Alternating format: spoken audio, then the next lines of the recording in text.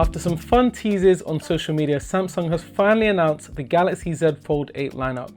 And after sitting through the entire briefing, I think there are a few genuinely interesting things about this lineup and a few things that are classic launch event marketing. So rather than just reading through a list of specs, I want to talk to you about what actually matters if you're considering buying one of these devices. Surprisingly, the biggest change here isn't actually AI. For a change, Samsung really wants you to think it's AI, but honestly, it's not. The biggest story here is hardware. The Fold 8 Ultra is thinner, it's brighter with a 3000 nit display, and it gains the 200 megapixel main camera that we saw in the S26 Ultra earlier this year. It's clear that Samsung has spent the past couple of years trying to solve the main complaint that people have with foldables, making them feel less like a compromise. The Fold 8 Ultra is apparently Samsung's thinnest foldable ever.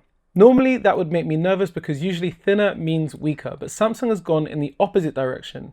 They've introduced something called Flex Titanium, which is a completely redesigned display structure using titanium layers underneath the OLED display.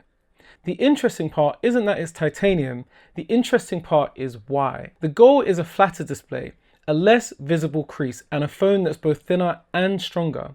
If that actually translates into the real world, for me, that's one of the biggest improvements this year. The display is another area that's getting some serious attention. As I said in the intro, it features peak brightness up to 3000 nits, and it features a new anti-reflective coating, making it easier to see in direct sunlight. And because of the redesigned display stack, Samsung says that the crease should be even less noticeable in the Fold 8 devices. Unfortunately, Samsung wouldn't let me take the devices outside to test them in direct sunlight, but in the conditions of the launch event, I didn't see a big issue with any of the glare or the crease. So if these improvements do add up into tangible real-world benefits, those are massive improvements that you guys will experience if you get hold of them yourself. As you might expect, the camera is what I'm also very interested in, as well as the display and battery life. We'll get to that.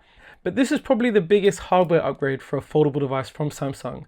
It now has a 200 megapixel main camera, as well as an ultra wide which jumps from 12 megapixels to 50 megapixels in the new Z Fold 8 Ultra. HDR also works now in full resolution. And Samsung is bringing over features like Cine LUTs and APV recording, which will definitely catch the attention of people who are more video focused. Personally, I'm not obsessed with megapixels. I think the most interesting thing this year is that we're getting a camera that isn't just good enough for a foldable, but actually feels like an ultra device. Now, we can't talk about Samsung without talking about AI. The headline feature is something Samsung is calling advanced automation.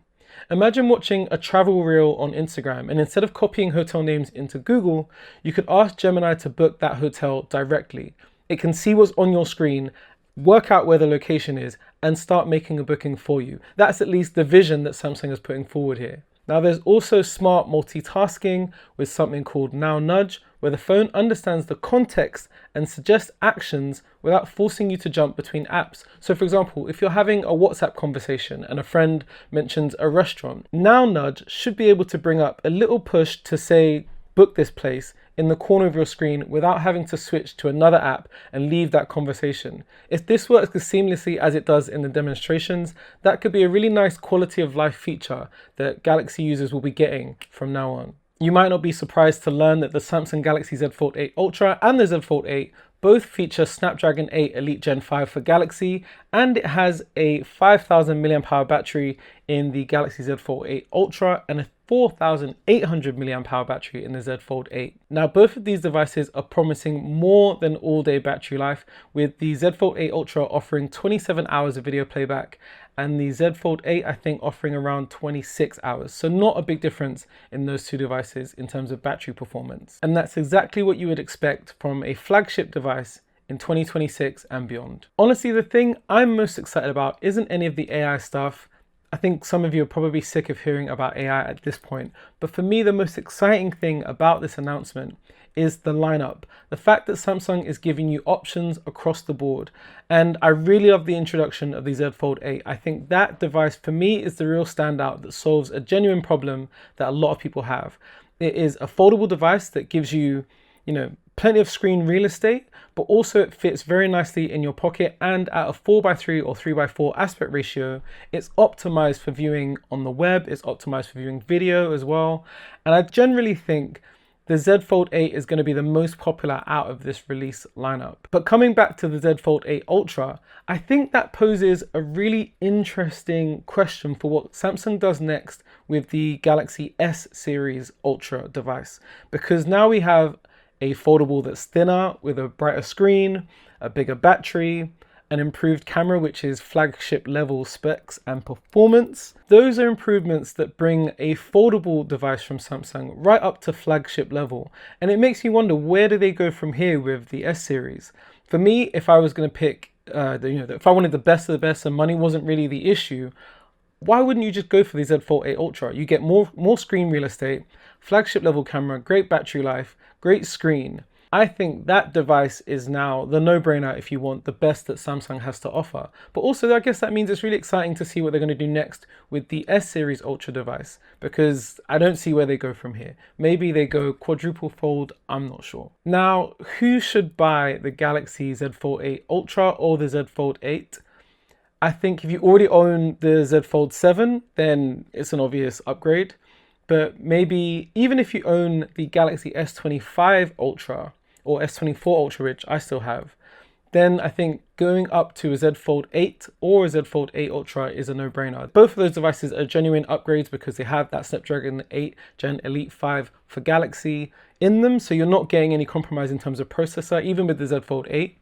And you're getting a bigger battery and improved screens across the board. So yeah, I think Z Fold 7 owners and previous S series owners, maybe not S26, you probably just upgraded and that would just be offensive if you had to upgrade again. But yeah, if you have a previous S series device or a previous Fold device, then obviously these devices are going to be very interesting to you.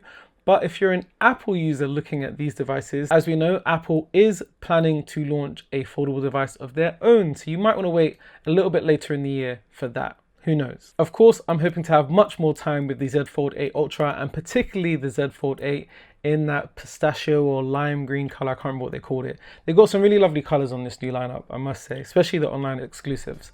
But yeah, let me know what you want to see more of. If there's anything you'd like me to focus on, whether that's camera testing or battery testing, let me know in the comments. Also check out my Instagram because I'll be sharing some content from these devices and of these devices over on Gadgets John as well. Thanks for watching. I'll see you guys in another video.